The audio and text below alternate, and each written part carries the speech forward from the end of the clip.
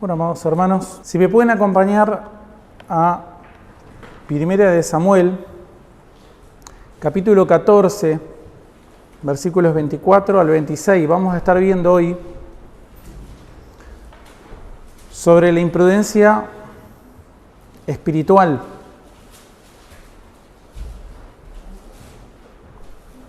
Sobre la imprudencia espiritual.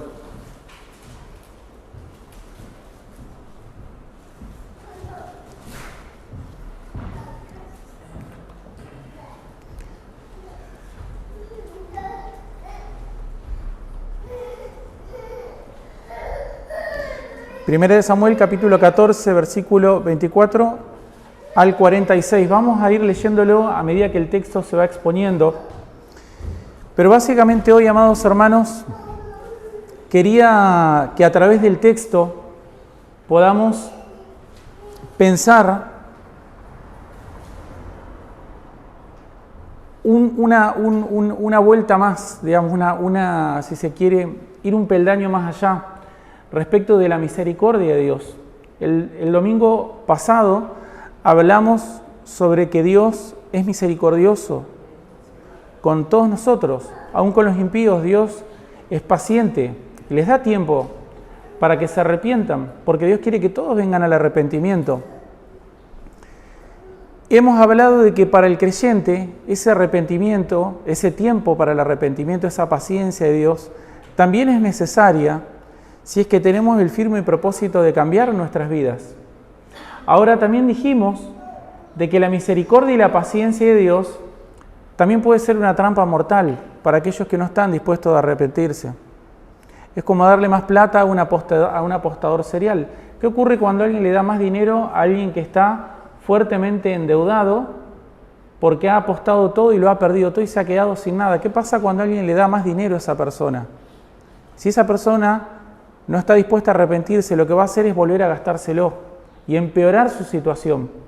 Eso es lo que ocurre con los impíos que son impenitentes, con los impíos que escuchan el Evangelio, que se les da un día más en este mundo para que abran sus ojos y continúan en rebeldía contra Dios.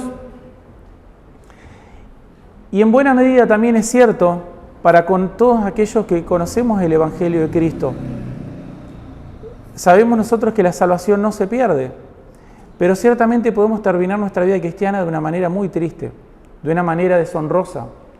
Podemos terminar mal la carrera, como hemos visto muchos casos en la Biblia. Hemos visto el caso, por ejemplo, ya que estamos en los reyes de Israel, hemos visto el caso de David, hemos visto el caso de Salomón. Personas que han terminado su vida cristiana de una manera muy triste, de una manera deshonrosa. Han deshonrado el llamado para el cual Dios los ha llamado. Y eso es cierto en la vida incluso de muchos cristianos, de muchos líderes o de muchas personas que no están en ningún lugar de liderazgo, pero terminan su vida cristiana de una manera gris.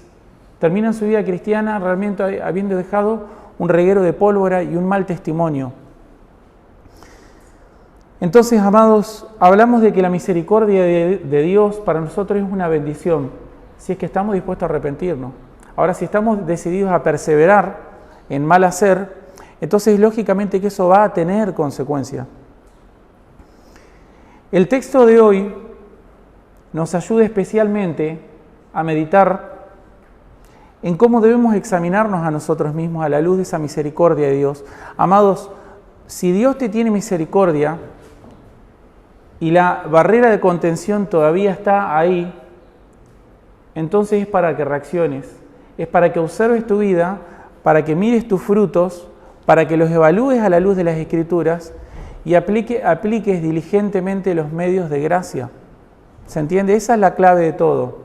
La clave de todo es que todo creyente verdadero, que ama al Señor, que comprende la altura del llamado que ha recibido,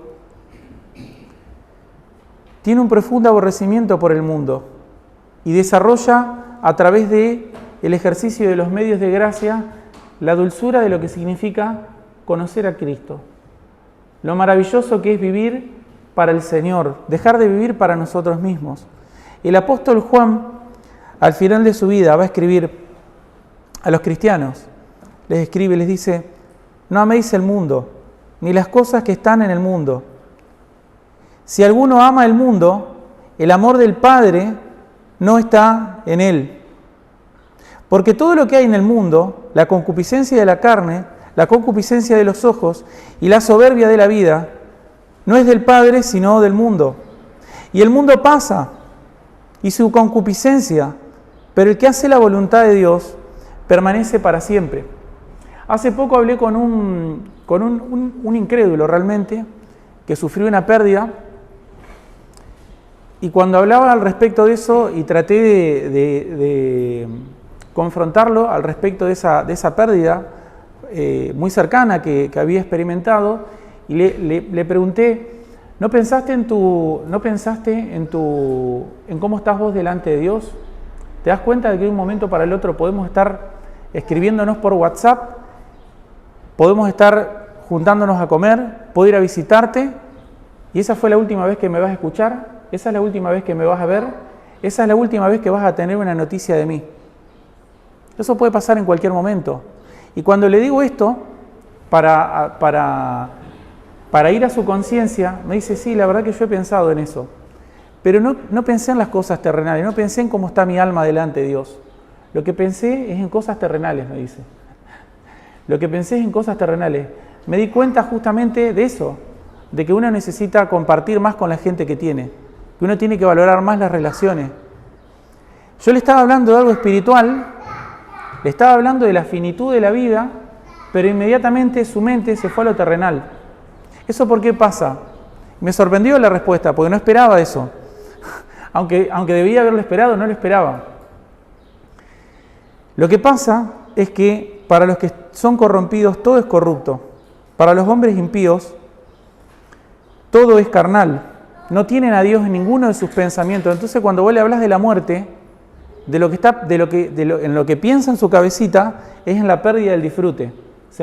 Básicamente se me termina la fiesta. Eso es lo que piensa, ¿no? Ahora, qué triste es que esa sea la forma de pensar de los cristianos. Qué triste que es que esa forma de pensar sea la de muchas personas que se pueden identificar como cristianos, como creyentes. El apóstol Juan dice, no améis al mundo, ni las cosas que están en el mundo. Y dice, si alguno ama al mundo, podría decir, el amor al mundo que básicamente, ¿qué connotación tiene? Con el pecado, ¿no? El amor al mundo es directamente proporcional ¿a qué cosa? A la falta de santidad, ¿se entiende?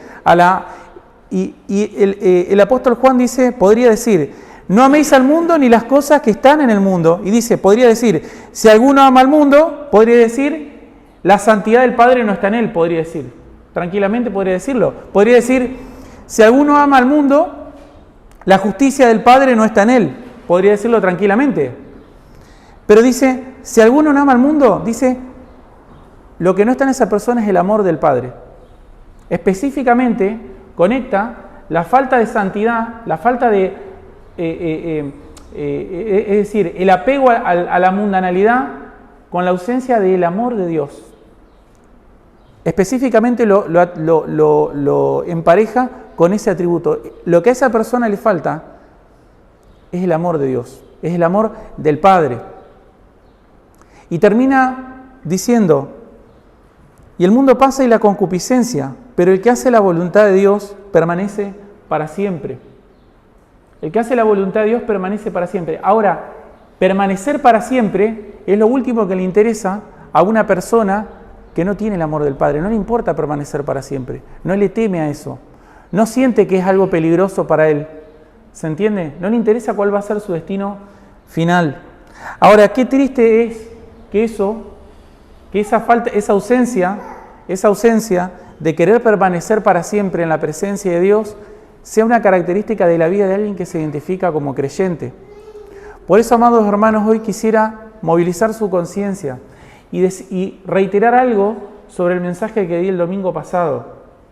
El Señor da misericordia y da tiempo para que cada uno de nosotros se vuelva de sus malos caminos, para que caminemos por una senda de mayor santificación en aquellas cosas en las que estamos fallando.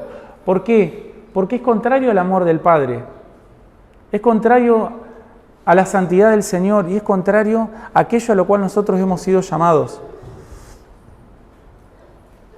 Por otra parte, el descuidar este llamado tan importante, lo que va a hacer es que indefectiblemente te deslices paulatinamente en ciertas conductas que realmente te termina metiendo en una espiral de pecado. ¿Se entiende? Es decir, lo que te quiero decir es esto: vos estás corriendo una carrera y cada paso que vos estás dando lo tenés que aprovechar para entrenarte, porque el tiempo pasa y porque a cada uno de nosotros la vida se le pasa.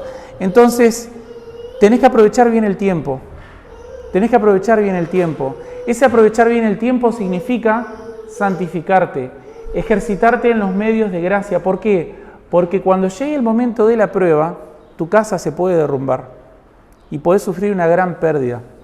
La casa de todas las personas que están en este mundo se van a derrumbar. Hubo una noticia esta semana de un famoso jugador de fútbol que era padre, tenía 2 hijos y se separa de su mujer. Y cuando uno lee la noticia, lo que él dice es que en realidad él se unió, aparentemente habrán estado viviendo en fornicación, pienso que no se han casado, la verdad que eso no lo... Pero sí que evidentemente él decide dejar a su mujer con 2 hijos porque él tiene 23 años y la respuesta que él dio fue la siguiente, o lo que él dijo es que yo no la dejo por otra mujer. Lo que pasa es que yo tengo 23 años, soy muy joven, soy padre desde los 19 años, ya con 2 hijos, y me faltan muchas cosas por vivir en la vida. Me faltan muchas cosas por experimentar. Hay muchas cosas que no experimenté y que por haber estado casado desde los 19 años hasta los 23 con 2 hijos, no lo puedo experimentar. Es decir, se adelantó mucho mi vida, por así decirlo, mis etapas de la vida, y que, como dicen, ¿no? Quemé etapas, dice, ¿no? Entonces necesito vivir la etapa de ¿qué etapa quiere vivir? ¿Qué es lo que quiere? Básicamente quiere entregarse a la fornicación. Está diciendo, no dejé a mi mujer ahora, pero luego sí me voy a poner a fornicar y a hacer cualquier barbaridad. Es decir, lo poco que ese chico tenía como refreno del mal, que era su esposa y eran sus 2 hijos, era la incipiente familia, lo va a dejar de lado para entregarse a una vida de fornicación debido a que no tuvo el tiempo de vivir la vida. No pudo vivir la vida. Ahora, ¿por qué hace eso una persona? Obviamente porque es un impío. Obviamente porque es un impío. Pero no se da cuenta de lo que dice Juan. El mundo pasa y su concupiscencia, pero el que permanece, el que hace la voluntad de Dios, permanece para siempre. Y nuevamente pienso, qué triste es que un cristiano, que un creyente, que alguien que profesa ser un creyente, pudiera deslizarse en pensamientos, no a este extremo, pero en otro tipo de pensamientos parecidos, no tan aberrantes, digamos, no tan directamente, abiertamente pecaminosos. Pero qué triste es que el amor es no experimentar el amor del Padre, es no ser consciente de lo maravilloso que es el amor del Padre. Qué triste es y qué falta de conciencia espiritual que puede tener un cristiano, alguien que pudiera identificarse como creyente y que sintiera la vida cristiana en realidad como un cinturón, que no le permite experimentar toda la banalidad, toda la basura, toda la inmundicia, todas aquellas cosas por las cuales la ira de Dios viene sobre los hijos de desobediencia, la justa ira de Dios. Entonces, amados, si las consecuencias de ser un rebelde, de tu rebeldía espiritual todavía no te han alcanzado, no es para que continúes pensando de que no pasa nada. Yo creo que la peor condenación que puede tener una persona sobre su cabeza es esa falsa seguridad de que no pasa nada, de que puedo transgredir y no pasa nada. Soy un esposo cristiano, puedo mirar pornografía y no pasa nada. Soy un hombre que debería proveer para mi hogar y no lo hago y no pasa absolutamente nada. Soy una mujer vaga, irresponsable, indisciplinada y no pasa nada. No me congrego y no pasa nada. No oro y no pasa nada. Yo te puedo asegurar que sí está pasando algo y algo gravísimo, que es lo que no te estás dando cuenta. Está pasando algo y lo que yo quiero que vean hoy es que sí pasa algo. Lo que pasa es que es justamente como un edificio a punto de derrumbarse. Aparentemente está en pie, pero cuando el viento sople, ese edificio se va a desmoronar con todos los que estén adentro. Se va a desmoronar encima de todos los que estén ahí, pensando que no pasa absolutamente nada. Quisiera que hoy puedan ver que sí pasa algo, y que hay cosas que van a ir brotando de un corazón que abusa de la misericordia de Dios, que abusa del tiempo que Dios te está dando para que te arrepientas. ¿Se entiende? Hay etapas de la vida en las cuales uno debe aprovecharlas. Cada etapa tiene su responsabilidad, tiene su diligencia. Cada etapa de la vida cristiana tiene, por así decirlo, ciertas responsabilidades que debemos atender.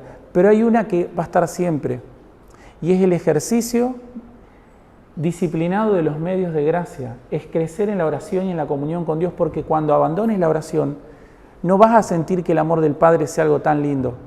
Te vas a empezar a deslizar. No te va a preocupar un poquito de pecado, un poquito de levadura, no te va a parecer algo negativo. Pero deja que esa levadura, dale un ratito a esa levadura. Seguí dándole las condiciones necesarias, vos te vas a dar cuenta cómo la masa cambia por completo. Y ese es el llamado, amados, de hoy. Vamos a ir viéndolo. Israel y su rey no aprendieron esto. En el capítulo 8 vimos que Israel pide un rey, porque ellos veían que los amonitas se les venían encima. Estaban haciendo una lectura correcta de las situaciones. Es verdad lo que estaban viendo ellos. Efectivamente, el rey amonita se estaba preparando para atacarlos. La Biblia no nos dice nada hasta ese momento, pero ellos ya lo venían viendo. Y luego, cuando uno avanza en la historia, te das cuenta de que efectivamente el sentido común, la realidad es que nos ayuda a sobrevivir el sentido común. Te indica cuando algo está mal, te ayuda a tratar de adelantarte a lo que puede pasar. Pero lo que pasa es que justamente el sentido común en la vida cristiana tiene que estar subyugado a la fe y a la obediencia de Dios. El sentido común muchas veces te puede indicar una cosa, pero la responsabilidad cristiana y el temor de Dios a veces te llevan a hacer otra cosa. ¿Sí? El sentido común de la supervivencia tal vez podría indicar que no tendrías que decir la verdad, pero el temor de Dios te obliga a decir la verdad. Te obliga a decir la verdad. Tal vez decir la verdad te puede meter en un problema, pero es necesario que pase por esa situación. Tal vez tu sentido común te podría indicar que hay cosas que en realidad las tenés que resolver vos solo, cuando realmente debieras pedir ayuda, cuando realmente debieras exponerte. ¿Por qué? Porque justamente es la fe la que lo demanda. Y muchas veces nos encontraremos en esas situaciones en las cuales el sentido común correctamente te puede servir para adelantarte de lo que va a pasar. Lo que ocurre es que la solución que se te está ocurriendo no es lo que la voluntad de Dios demanda. ¿Se entiende? Se te están ocurriendo muchas soluciones para el problema que estás viendo, que lo estás viendo efectivamente, pero ¿cuál es el problema? Que si querés vivir como un creyente verdadero, eso no es una salida para vos. Eso no es una salida para vos. En el capítulo 8 ellos piden rey, en el capítulo 9 ese rey les es dado, en el capítulo 10 ese rey es instituido, en el capítulo 11 lo que ellos temían que iba a pasar ocurrió, el rey Nahás amonita los invade, y el rey que ellos querían respondió. En realidad la Biblia dice que fue por la gracia de Dios. Miren, amados hermanos, qué engañosa, qué peligrosa que puede ser la gracia de Dios para un corazón que no está dispuesto a arrepentirse. Es muy peligrosa. Para un creyente verdadero es una bendición, pero para un pecador impenitente es lo peor que le puede pasar, porque se sigue metiendo en la ratonera. Se sigue metiendo en la ratonera, como el ratoncito, ¿no? Empieza a tirar del queso con más fuerza, porque aparentemente no pasa nada. En el capítulo 12, lo que vimos es que Samuel advierte a los israelitas, les dice en el capítulo 11, el Señor los salvó, ¿no? Efectivamente. En el capítulo 12 los advierte y les dice de nuevo, lo que ustedes pidieron no era la voluntad de Dios, pero Dios fue condescendiente con ustedes. Pero les digo una cosa, si ustedes persisten en hacer mal, ustedes y vuestro rey van a perecer. Les advierte, ¿no? Ahora, ¿qué pasa? Nuevamente, una advertencia para un corazón impenitente es como un semáforo en rojo para alguien que no respeta los semáforos. Lo va a pasar en rojo igual. En el capítulo 13 vimos que surge un segundo conflicto y fue básicamente que los filisteos fueron atacados por Jonatán, el hijo mayor de Saúl, y empieza ahora una batalla, primero con los amonitas, vencieron, ahora va con los filisteos. ¿Qué ocurrió? Bueno, la situación terminó llevando a que Saúl hiciera algo que él no tenía que hacer. Él usurpó un rol que a él no le correspondía. Él usurpa el rol de sacerdote. Cuando se le pregunta por qué hizo lo que hizo, dice, entonces Samuel dijo, ¿qué has hecho? Lo confronta, ¿por qué hiciste el sacrificio? Lo confronta y dice, porque vi que el pueblo se me desbarataba y que tú no venías dentro del plazo señalado y que los filisteos estaban reunidos en Micmas. Y me dije, ahora descenderán los filisteos contra mí a Gilgal y yo no he implorado el favor de Jehová. Me esforcé, pues, y ofrecí holocausto. Entonces vemos que todos los problemas no ve ninguno en él, los ve todos en los demás. Ve todos los problemas en los demás. Vi que la gente se me iba. Vos no venías en el plazo señalado y los filisteos, es decir, está señalando, apuntando a básicamente está apuntando a las circunstancias. Las circunstancias me llevaron a hacer lo que hice. Las circunstancias me llevaban a hacer lo que hice. Y eso es lo que generalmente te pasa cuando pecas. Si tuvieras que confesar por qué pecaste, lo que vas a decir probablemente, lo primero que te sale es culpar a las circunstancias. No, ¿sabes lo que pasa? Es que ella me levantó la voz. Ella me levantó la voz y pasó esto y pasó el otro, entonces hice tal cosa. ¿De quién es la culpa, digamos? No fueron todos culpables menos yo. No, lo que pasa es que me pasó esto y lo otro y por eso no hice lo que tenía que hacer. La responsabilidad siempre está fuera de uno. Esa es la digamos, básicamente, ¿por qué hiciste? Y bueno, la vida, me pasó la vida, entonces básicamente por eso hice y pequé de manera, y alguien te aconsejó que hagas eso, y generalmente la respuesta es no, a mí se me ocurrió solito. Dice, me dije, ahora descenderán los filisteos contra mí, y yo no he implorado el favor de Jehová. Y vimos esto justamente, Saúl era un hombre que buscaba el favor de Dios, pero no buscaba la gloria de Dios. Y eso es algo que generalmente pasa en muchos justamente cristianos pudieran ser. Tenemos tres tipos de personas que generalmente se exponen a este tipo de cosas. Tenemos verdaderos cristianos que pueden estar pecando o que pueden estar luchando por su santificación. Tenemos personas que no son verdaderos cristianos, que pudieran ser falsos creyentes. Es decir, se profesan como cristianos y no lo son, y podemos tener un tercer grupo que son directamente los incrédulos, que ni siquiera dicen que son cristianos, pero se exponen a cierto nivel de influencia de cristianos, digamos. Entonces, por lo tanto, ven sus posibilidades de pecar, la ven limitada. Ahora, la mentalidad carnal, independientemente de si es el pecado remanente, o si es en cristianos verdaderos, o si es directamente una vida de esclavitud al pecado, la mente carnal generalmente ve el problema afuera, generalmente ve el problema en las circunstancias. Puede limitarse a hacer ciertas cosas, a tener cierta moralidad. Vemos que dice, porque vi que el pueblo se me desbarataba y tú no venías en el plazo señalado. El plazo era 7 días. Él no es que hizo el sacrificio al 6º día o al 5º día. Seguramente ya todos venían con miedo, ¿no? Pero él esperó hasta, no vino el sacerdote, tendría que venir el 7º día. ¿Y qué le dice? Como vos no viniste en el plazo señalado, yo hice el sacrificio. Entonces vemos eso, amados, que la moralidad humana y carnal puede tratar de acercarse lo más posible a las reglas. ¿Cuántos días esperó? Esperé 7. Ahora, ¿qué pasa? Como tenía que hacer una milla extra, no, eso ya no. El límite de los pecadores, ¿cuál es? La milla extra. Toda milla extra que haya que hacer será imposible de hacer para alguien que no está buscando la gloria de Dios. Cuando alguien busca la gloria de Dios y no el favor del Señor, es decir, cuando somos libres de ese pensamiento mágico, esotérico, ¿no? Es el cristiano que continúa con la mente esotérica, está buscando el favor de Dios, quiere portarse bien para que Dios no se enoje con él, para que Dios le dé lo que quiere, ¿no? Ese es el pensamiento mágico y esotérico. Bueno, ahora, ¿qué pasa? Cuando buscamos la gloria de Dios, no queremos portarnos bien específicamente porque queremos el favor de Jehová. Queremos portarnos bien porque amamos a Jehová. Porque nos vamos a portar bien, aunque su favor sea negativo contra nuestros propios intereses. ¿Se entiende lo que digo? En cambio, el que busca el favor de Jehová solamente se limita a una obediencia que le dé lo que quiere, digamos. ¿Sí? ¿Yo qué quiero? Y quiero tener orden en mi casa, quiero tener un buen trabajo, quiero tener salud. Bueno, ese es el tipo o la mujer que está buscando el favor del Señor. ¿Cuántos días esperás? 7 días te va a decir. Y si tuvieras que esperar un poco más, no, bueno, ahí ya me desbarataste, ¿me entendés? Eso es básicamente lo que le pasó a Saúl.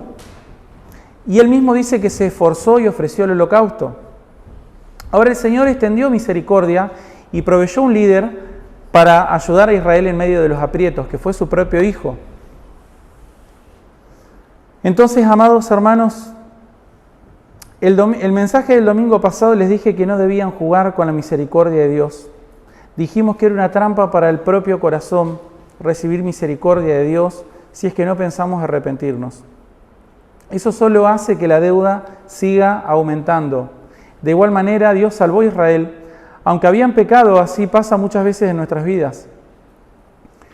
Pero eso es para que haya genuino arrepentimiento, no para continuar por esa senda. Si Dios no te ha dado lo que te mereces todavía es porque te está dando tiempo para que te retraigas, para que vuelvas a la senda de la justicia. Pero un día pueden estar seguros que van a cosechar lo que han sembrado. Dice Lucas 6:44, porque cada árbol se conoce por su fruto, pues no se cosechan higos de los espinos, ni de las zarzas se vendimian uvas. Entonces es necesario, hay que usar un poco de sentido común. Es decir, si vos pensemos en alguna conducta pecaminosa como pudiera ser la lujuria, pensemos como pudiera ser la pereza o como pudiera ser la ira. Cada circunstancia es una oportunidad para que el iracundo explote. Cada circunstancia es una oportunidad para que el iracundo explote. ¿Se entiende? Lo mismo va a ocurrir con la persona que es lujuriosa, lo mismo va a ocurrir con la persona que es con la mujer o el hombre que son haraganes, o con cualquier conducta pecaminosa, visiblemente pecaminosa. Si vos estás viendo algún atisbo de eso, no pienses que es otra cosa, es exactamente lo que estás viendo. Es exactamente lo que estás viendo y los frutos que estás cosechando tienen que ver con lo que estás sembrando. ¿Se entiende? Le digo, no hay que retorcer el sentido común en estas cosas. Entonces, ¿qué es lo que debemos hacer? Bueno, todo lo que Saúl no hizo, eso es lo que debemos hacer.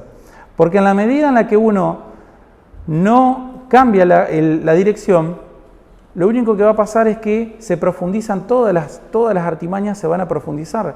Miremos, por ejemplo, de los versículos 24 al 30. ¿Qué ocurrió? Finalmente, Jonatán le da libertad a los israelitas y derrota a los filisteos. Y la historia que vemos ahora del versículo 24 al 30 es como el detrás de escena, es como ¿se entiende? Es como lo que está ocurriendo en medio de toda esta circunstancia, de toda esta batalla. Jonatán sube y él solo con su ayudante se enfrenta a los filisteos. Eso va desde el versículo 1 al 14. Vemos cómo Jonatán enfrenta a los filisteos. Vemos en el versículo 6 que se nota que es Dios el que lo está impulsando. Y a partir del versículo 15 al 24 se desbaratan los filisteos. Caen en desgracia los filisteos. ¿Por qué? Porque el Señor hace temblar la tierra y porque la batalla entra en una confusión y cada uno levanta espada contra su propio compañero. Entonces el ejército filisteo prácticamente se desbarató solo. Y empiezan a huir en bandada. Y ahora los israelitas que estaban, atrincherados, ahora son los que tienen que perseguir a los filisteos. Y ahora vemos justamente, desde los versículos 24 al 30, vemos justamente una fe impostada por Saúl, es decir, una demostración de fe realmente vana y pagana. Versículo 24 al 26, vamos a leerlo brevemente. Dice, pero los hombres de Israel fueron puestos en apuro en aquel día. Imagínense, estaban siendo perseguidos los filisteos y acá, cuando vemos un pero, es que hay una vuelta de rosca, ¿no? Y dice, pero los hombres de Israel fueron puestos en apuro aquel día porque Saúl había juramentado al pueblo diciendo, cualquiera que coma pan antes de caer la noche, antes que haya tomado venganza de mis enemigos, sea maldito, y todo el pueblo no había probado pan. Y todo el pueblo, otra vez, llegó a un bosque donde había miel en la superficie del campo. Entró pues el pueblo en el bosque y he aquí que la miel corría, pero no hubo quien hiciera llegar su mano a la boca, porque el pueblo temía el juramento que había hecho Saúl. Nos ofrece estos primeros versículos una demostración de quién era Saúl. A diferencia de su hijo, vemos que él, cada oportunidad, justamente piensen esto, amados hermanos, y esto es lo que yo quiero de alguna manera decirte, si no te arrepentís a tiempo, todos los pensamientos que generalmente utilizás para continuar en la desobediencia se van a profundizar. La persona que tiene que mentir un poquito para vivir zafando, luego termina mintiendo mucho. ¿Se entiende lo que digo? Vos pensás que estás zafando de los problemas, pero no estás zafando. ¿Se entiende lo que digo? Lo mismo pasa con cualquier otra conducta pecaminosa. Un poquito de lujuria luego te va a llevar a mucha más lujuria. ¿Se entiende lo que digo? Un poquito de soberbia luego te va a llevar a muchísima más soberbia. ¿Está? Ese es el pensamiento carnal que luego se va transformando en decisiones concretas de la vida. Y lo peor de todo es cuando vos tomás una decisión concreta en base a eso, que estás pensando una cosa, que vos estás luchando en tu corazón con eso, pero luego ¿qué va a pasar? Alguna circunstancia te va a llevar a que te definas. Toma una decisión.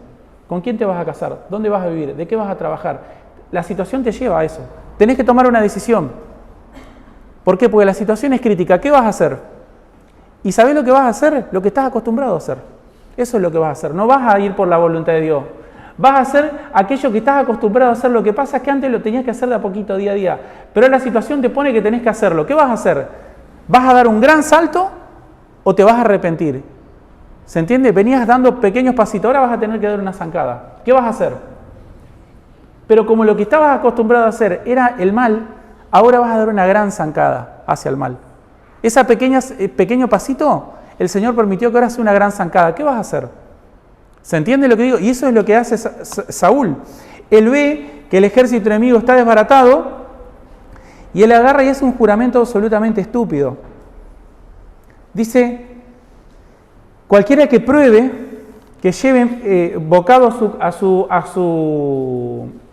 boca, sea maldito por el Señor. Y eso va a ser hasta que yo derrote a ¿quién? A mis enemigos.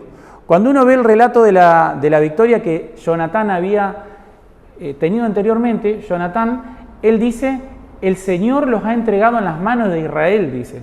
Cuando él ve que el Señor le dio la señal para que él ataque a los filisteos, el pensamiento de él no fue: el Señor los entregó en mis manos, ahora voy a demostrar que soy el hijo del rey, ahora me voy a elevar a mí mismo. No, lo que él pensó es: el Señor está entregando a este filisteo en las manos de Israel, aunque el que tenía la espada en la mano era él. ¿Se entiende lo que digo? El que tenía la espada, ¿quién era? Era él. ¿Y el pensamiento cuál fue él? ¿Fue de exaltarse, de enorgullecerse? No, fue el de decir: el Señor los entregó en las manos de Israel. Y fue y atacó. Ahora Saúl, que no hizo absolutamente nada, lo que está diciendo es: cualquiera que coma hasta que yo no ejecute mi venganza, es decir, mi venganza personal, sea maldito por Dios, ¿no? ¿Por qué está haciendo eso? Porque justamente en su mente carnal, él está haciendo cálculos políticos constantemente. ¿Se entiende? Cada oportunidad la ocasiona hacia el ladrón. Cada oportunidad es una oportunidad para que él se revalide como líder. ¿Se entiende lo que digo?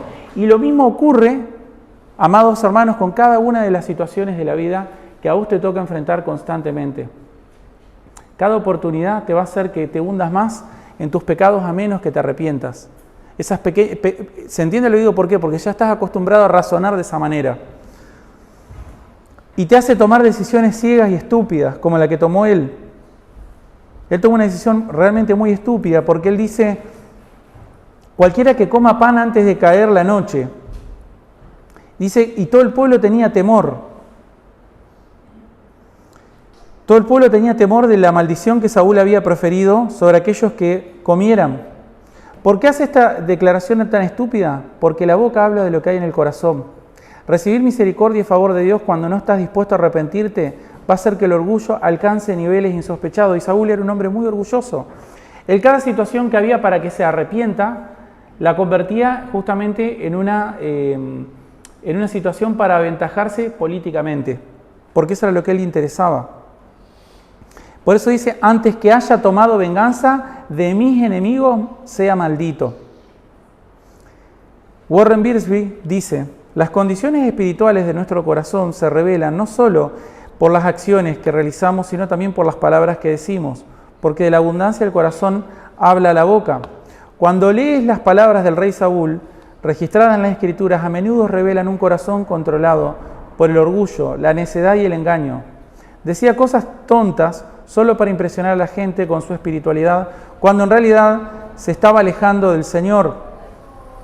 Se cumple entonces, amados hermanos, la infalible regla. El orgullo nos hace ciegos, nos impide considerar las cosas correctamente, nos coloca en una espiral de desobediencia que constantemente se retroalimenta para que no podamos salir. No solo nos enceguece, nos embrutece y estorba el consejo. Vemos que Saúl no es un hombre que puso a debate o a consideración lo que estaba haciendo, aunque era una estupidez. Ahora vemos que luego esta mala decisión que él toma, en la cual evidencia su orgullo, entonces reitero y les doy una aplicación para ustedes. Cada situación que te toque considerar, a menos que te arrepientas, lo que va a ser es una oportunidad para ¿qué cosa? Para que profundices tus conductas pecaminosas. ¿Se entiende lo que digo? Es decir, dale un poquito de lugar al orgullo y te vas a dar cuenta cómo luego te va a ensordecer, te va a enceguecer y embrutecer. Vemos ahora que luego de los versículos 27 al 30, el drama de Jonatán. Vemos el drama de Jonatán. ¿Qué es lo que pasó? Bueno, él no escuchó la regla que el padre había dado. 27 al 30. Pero Jonatán no había oído cuando su padre había juramentado al pueblo y alargó la punta de una vara que traía en su mano y la mojó en un panal de miel y llevó su mano a la boca y fueron aclarados sus ojos. Entonces habló uno del pueblo diciendo: tu padre ha hecho jurar solemnemente al pueblo diciendo: maldito sea el hombre que tome hoy alimento. Y el pueblo desfallecía, dice. Respondiendo Jonatán, dijo: mi padre ha turbado el país. Ved ahora cómo han sido aclarados mis ojos por haber gustado un poco de esta miel. Dice: cuánto más si el pueblo hubiera comido libremente hoy del botín tomado de sus enemigos, ¿no se habría hecho ahora mayor estrago entre los filisteos? Entonces vemos justamente que la estúpida decisión que tomó Saúl, la estúpida decisión que él tomó, en realidad lo que hizo fue básicamente perjudicar la misión. Los filisteos estaban huyendo en bandada. Ellos podrían haberlos alcanzado y matado. ¿Qué pasaba? El pueblo estaba débil a causa de que no habían podido comer, a causa de que, Saúl había hecho un juramento basado en su propio orgullo. Y eso vemos, amados hermanos. Tomar decisiones basadas en una conducta carnal, pecaminosa, que venís desarrollando de a poquito, no tengas ninguna duda que va a generar un perjuicio en todo tu entorno. ¿Se entiende? La gente, como veremos luego, cuando una persona está dándole rienda suelta a su orgullo y a sus conductas pecaminosas, indefectible e inevitablemente va a perjudicar a todos los que lo rodean. Todos los que dependan de él de alguna manera, sí o sí, tienen que terminar perjudicados económica, espiritual, emocionalmente, van a terminar perjudicados sí o sí. Y esa misma persona, ¿sí?, que va desarrollando esa conducta orgullosa de la cual no se arrepiente, también empieza a desarrollar algo que es muy común, que es la falta de afecto natural. ¿Se entiende lo que digo? Es decir, vos ves a la gente que está sufriendo a tu entorno, pero como vos no querés arrepentirte de tu conducta orgullosa, obligatoriamente tenés que generar una inmunidad, una resistencia al dolor del otro. ¿Se entiende? ¿Se entiende? Entonces, tenés que desarrollar como si fuera una inmunidad al sufrimiento de la gente que depende de vos. ¿Por qué? Porque si atendés el sufrimiento de esa gente, inevitablemente te tenés que arrepentir. Pero como no te querés arrepentir, porque justamente todo se trata de mantener tu propio estatus, de que se hagan las cosas como vos querés que se hagan, a pesar de que vaya contra la voluntad de Dios. Necesariamente tenés que desarrollar una inmunidad al dolor del otro. Generalmente ese otro, los primeros otros, ¿quiénes son? Los familiares. ¿Quién más pudiera ser? La iglesia. ¿Y quién más pudiera ser? La nación. Obligatoriamente, si vos querés permanecer en tu pecado, vas a desarrollar una inmunidad al dolor del otro. ¿Se entiende? Y todas las posibilidades que se te van a ocurrir para evitar el dolor del otro siempre van a ser la mentira. Por ejemplo, pudiera ser ocultando cosas, pudiera ser engañando, es decir, no estás ocultando, pero haces ver las cosas de una manera que no es la realidad, no refleja la realidad. ¿Se entiende lo que digo? Entonces, obligatoriamente tenés que, por así decirlo, la contracara de toda conducta pequeña, pecaminosa, que luego, ante una situación, por así decirlo, te hace dar una zancada en ese pecado, necesariamente tenés que desarrollar falta de afecto natural por el otro. Es necesario, ¿por qué? Porque si no te vas a volver atrás. ¿Se entiende lo que digo? No vas a poder continuar. Pero necesitas desarrollar esa falta de afecto natural. Necesitas, por ejemplo, poner el problema en el otro, como hizo Saúl. Con Samuel, ¿qué le dijo? Vos no viniste, le dijo, en el tiempo, en el plazo. Y toda la gente se desbarataba, ¿no? Es decir, es necesario esa cuota, digamos, de falta de afecto natural en la cual pones tu propia responsabilidad en el otro. El culpable sos vos. ¿Se entiende? Y eso es y justamente las decisiones siempre van en esa misma línea. Versículo 27 al 30. Tenemos entonces el drama de Jonatán. La decisión del padre pone en un drama a la nación y a su propio hijo, que en realidad su hijo era el héroe de esta historia, pero lo mete en un drama. Versículo 31 en adelante, versículo 31 en adelante, tenemos las consecuencias espirituales. Como yo les dije, no solamente hay consecuencias de índole personal y familiar, hay consecuencias espirituales también. Versículo 31 al 35, vemos que los israelitas, ante la mala decisión que toma el rey Saúl, dice, e hirieron aquel día a los filisteos, los israelitas de todas maneras avanzaron, ¿no? Y hirieron a los filisteos, desde Micmas hasta Ajalón. Aproximadamente de Micmas a Ajalón hay aproximadamente unos 30 kilómetros. Pero el pueblo estaba muy cansado, vuelvo a decirlo. En el 28 dice que el pueblo desfallecía y en el 31 dice que el pueblo estaba muy cansado. Y se lanzó el pueblo sobre el botín y tomaron ovejas y vacas y becerros y los degollaron en el suelo y el pueblo los comió con sangre. Y le dieron aviso a Saúl diciendo, el pueblo peca contra Jehová comiendo la carne con la sangre. Y él dijo, vosotros habéis prevaricado. ¿No? ¿Quién prevaricó? Ustedes prevaricaron, les dice. No, miren nuevamente, es el corazón orgulloso, ¿no? ¿Quiénes son los culpables? Ustedes, ¿no? Siempre la culpa la tiene el otro. Ustedes habéis prevaricado.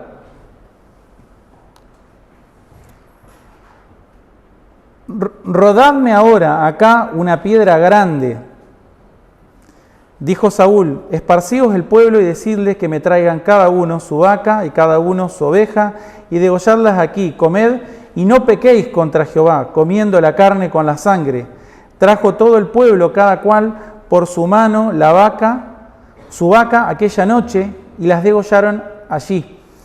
Miren esto, era de noche, entonces la pregunta es, ¿por qué comieron? O sea, ¿en qué momento ellos pasaron de que no podían comer a que sí pueden comer? ¿Por qué pueden comer y antes no podían comer? ¿Por qué estuvo mal que Jonatán levante con una vara un pedazo de miel y estaba bajo la maldición, y los otros fueron y comieron las vacas y no pasó nada? Porque se hizo de noche. Y para los judíos, cuando se hace de noche ya no es el mismo día, porque la maldición era sobre el mismo día. Pero como se hizo de noche, ya pasó, ya terminó este día y empezó el otro. Entonces por eso se comen, empiezan a desgollar los animales ahí nomás. ¿Y cuál es el problema? Que básicamente, como estaban tan hambrientos, pregúntenle a nuestro hermano Juan Pablo cuando esté, dejar que un animal se desangre te lleva un buen rato hasta que el animal se desangra. Pero ¿qué pasa? Si vos estás hambriento, te estás muriendo de hambre en este momento, degollar el animal y colgarlo de las patas y dejar que el animal se desangre lleva bastante tiempo, no es algo rápido. Pero si yo tengo hambre ahora y me estoy muriendo de hambre ahora, no puedo esperar a que el animal se termine de sangrar, y lo mataron y se lo comieron y nomás. Esto era una ley ceremonial, el animal no se podía comer la sangre porque la vida está en la sangre. Ahora esto es una ley ceremonial. Hemos visto, por ejemplo, más adelante veremos que David rompe una ley ceremonial. Él come pan cuando le era solo dado a los sacerdotes. Él no podía comer por la ley ceremonial el pan. Y en ese momento estaba en riesgo la vida de Saúl, de David. En este caso también correría algo similar. Estaba en riesgo la vida de toda esta gente que estaban desfallecidos. Entonces, pero él hace todo un drama, ¿no? Él hace todo un drama de esta situación y echa la culpa a la gente y él mismo se para justamente como un hombre espiritual, ¿no? Como un hombre que se enoja porque la gente está pecando. Dice, versículo 35, y edificó Saúl altar a Jehová. Este altar fue el primero que edificó a Jehová. Entonces vemos justamente que efectivamente él metió a la familia, él metió a la nación en aprietos espirituales. ¿Se entiende? Él los metió en aprietos. ¿Está? ¿A causa de qué cosa? A causa de su propio orgullo. Porque Dios le dio tiempo para que se arrepienta, pero él no se estaba arrepintiendo. ¿Está? Entonces cuando Dios te da tiempo para que te arrepientas y no te arrepentís, lo que va a pasar es que de aquello que no te estás arrepintiendo va a empezar a ganar lugar. Y eso va a empezar a perjudicar a aquellas personas que de alguna manera dependan de vos. Vemos justamente esta falsa reconciliación, versículo 34 al 35, donde él hace este sacrificio, pero finalmente, vamos a ver desde los versículos 36 al 46, que realmente lo que va a salir a la luz es lo que realmente hay. Y él finalmente termina quedando como un hombre desautorizado, como un tonto que tomó una mala decisión, que puso en aprietos a toda la nación de Israel. Cuando debía haber sido una ocasión para la batalla, para la victoria en la batalla, terminó siendo una ocasión para el pecado, terminó siendo una ocasión para la derrota espiritual. Y eso pasa con muchas veces, piensen en ustedes, amados hermanos, ¿no? ¿Cuántas situaciones en tu vida espiritual debieran ser una victoria, debieran darse ocasión para la victoria y termina siendo un fracaso espiritual? Eso pasa con matrimonios, pasa con personas que se casan, pasa con personas que consiguen trabajo, pasa con personas que empiezan a congregarse en una iglesia. Es decir, aquellas cosas que deberían ser una victoria espiritual para ellos, debería ser una ocasión para una victoria espiritual, como lo están haciendo con la misma mentalidad que tenían antes. Esta oportunidad ahora que debió ser para la victoria es una oportunidad para un fracaso espiritual y para mostrar la necedad, la negligencia y la falta de temor de Dios.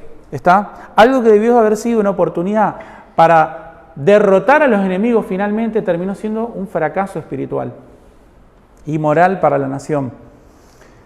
Versículos 38 al 47 tenemos la falta de afecto natural y la exposición de la necedad del rey.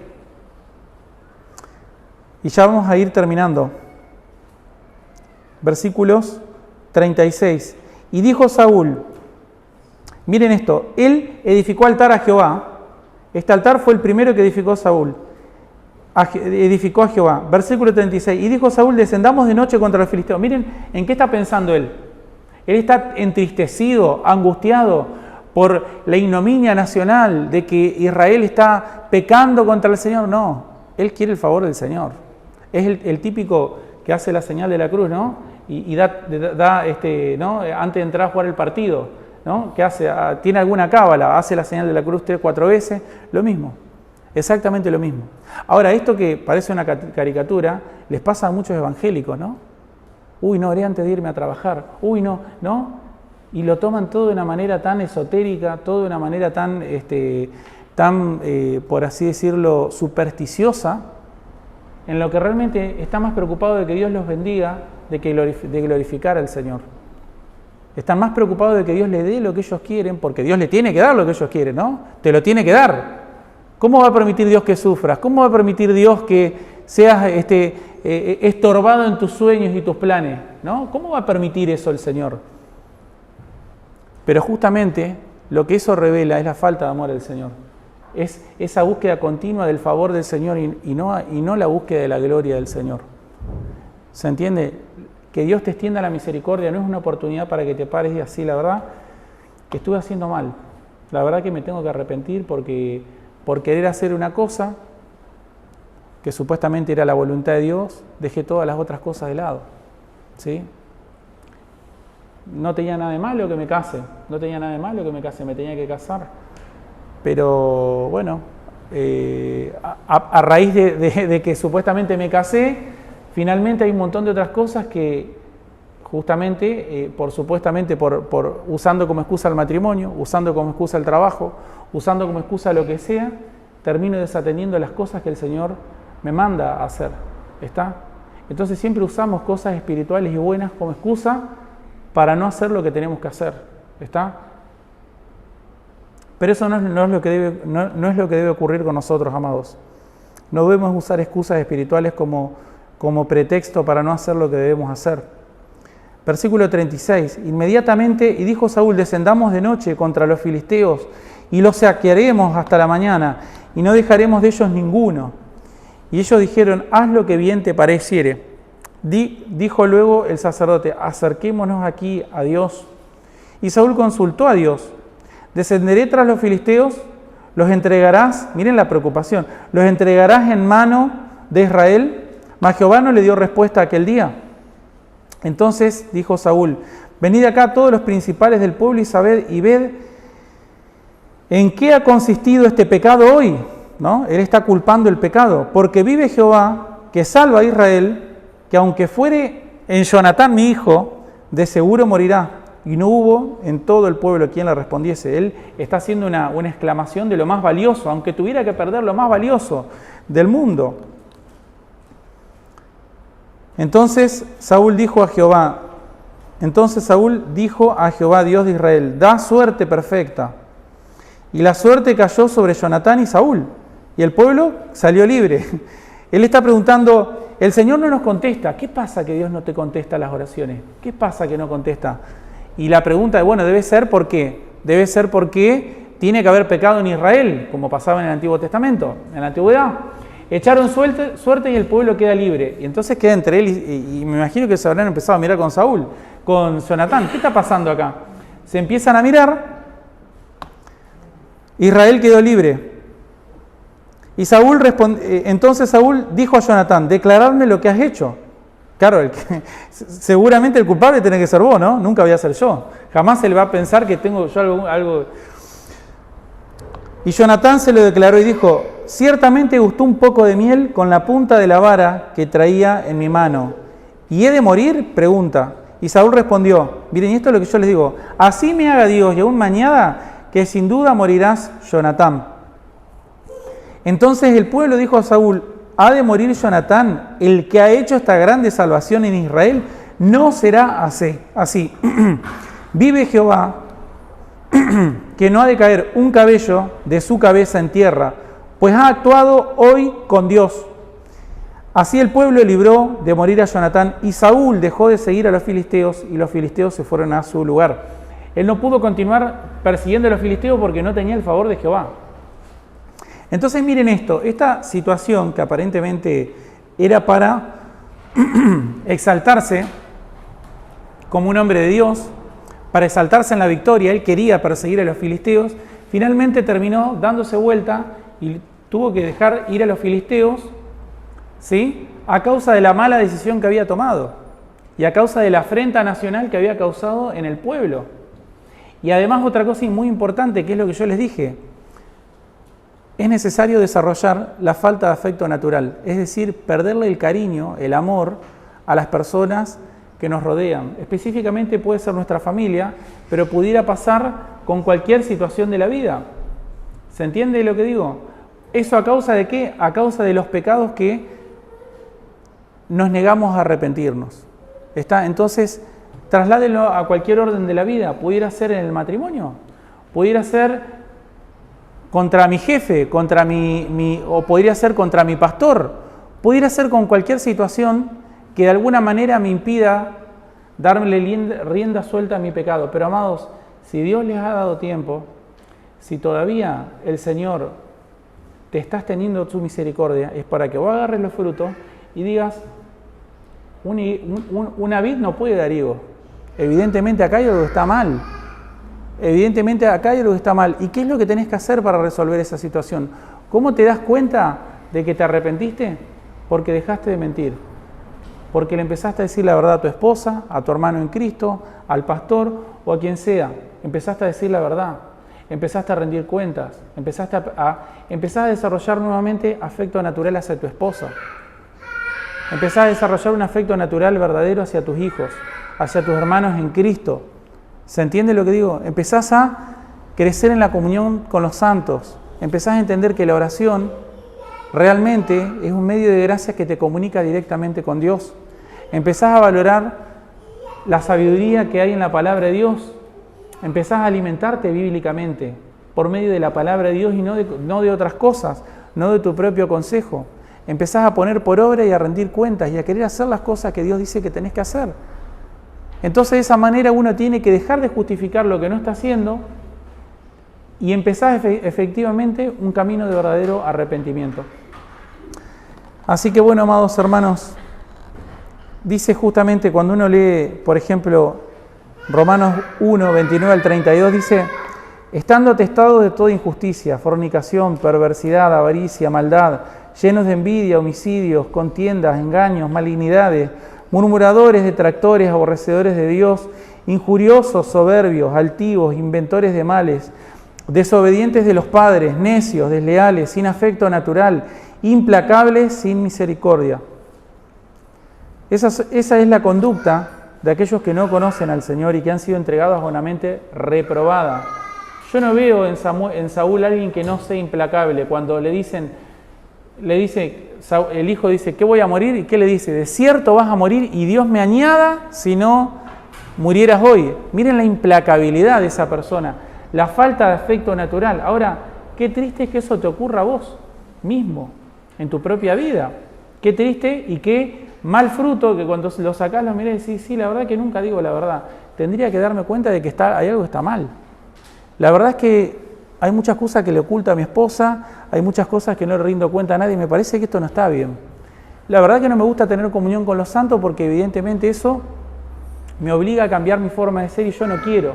Bueno, eso es un mal fruto, tenés que sacarlo si lo observás y tenés que darte cuenta de que ahora a vos te parece que lo podés controlar, pero va a venir una situación, el Señor va a permitir una situación, que eso que a vos te parece que son pequeños saltitos, te van a obligar o a arrepentirte o a dar una zancada.